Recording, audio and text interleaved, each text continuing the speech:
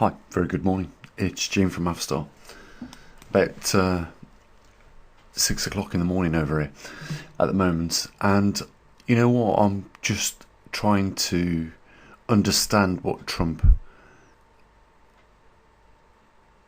and his agenda was with saying that he was going to annex Canada, which would never be allowed, and Greenland, which belongs to Denmark. But the reason why we're looking at the Ukraine and the captured territory of Ukraine by Russia at the moment is because they have achieved exactly what they wanted to do at the beginning of this conflict.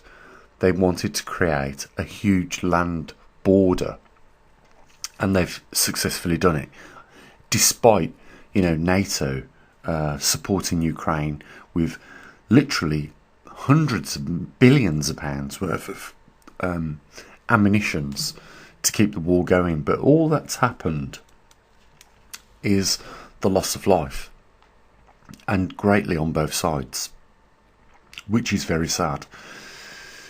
But where Donald Trump is going to come in to negotiate this, his point is going to be, when it comes to national security, if it needs to be done, we will annex countries like Canada and Greenland, and that's how he's going to put it over to Zelensky to shut this down in 24 hours. That's my interpretation of this. It's I think that's exactly why he's come out with these remarks just recently. I mean, it is unbelievable to believe that the next president of the United States is considering annexing an ally country and classifying it as the 51st state for security reasons, and likewise with the territory of Greenland that belongs to Denmark, the Danes. That's what this is all about. Obviously there is no intentions to do this, and the threat will be this, that if you don't shut it down, Russia, what's going on in Ukraine now, we will annex Greenland, and we will use it as a strategic launching site for nuclear missiles on your territory if we need to. Or we can shut this war down. You can keep the territory that you've got right now, and that will be the end of it. That's what I think they're going to do. That's their hypothesis on this. That's what they are theoretically trying to achieve. That's the negotiation point. You keep the territory of what you've conquered already in Ukraine, your land border, because we understand that's your land security, that's your security, that no NATO forces are going to go beyond that point, and we won't use Greenland as a strategic launch site, basically, to defeat your territory of Russia.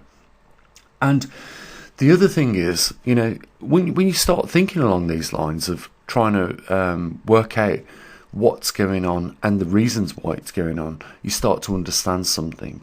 These are minor things, really, in the political atmosphere of what's going on. When Donald Trump is saying that he's going to impose tariffs on countries like China by 100% on their vehicles, well, I want to tell you what a tariff is. A tariff is a taxation directly on the citizen of that country. If they start imposing tariffs on, imports, which Americans and the UK and Europeans enjoy, then the price goes up. But they're not sympathetic in the fact that, okay, the price has doubled and we obviously are making twice the amount of taxes now as we would before. To give you an example, if before the tariffs go up, you were paying 20% extra tax because of that, when the tariffs double, you pay 40%, and it's the consumer at the end of the day that suffers. And this, it's very easy to see through this, to realise that if we've heard Donald Trump say he's going to double the taxation on China. He's going to, double the taxation on Denmark if they don't hand over Greenland, which we know it will never happen, because that is sovereign territory, and it is protected, so, and recognised and respected. So it will never happen. But what will happen is the tariffs. They will definitely happen. So from 2025, what we're going to see as a result of this is every country doubling their tariffs of imports, taxation on those countries. And, the only thing that's going to happen is that our taxes and our money is going to become less worth, and inflation is going to increase. And that is not a way out of the rat hole for any country. But that's what I can see happening here. They are setting it up to double tax us. So, if you struggled for your winter payments this year, keeping the energy going in your homes and keeping,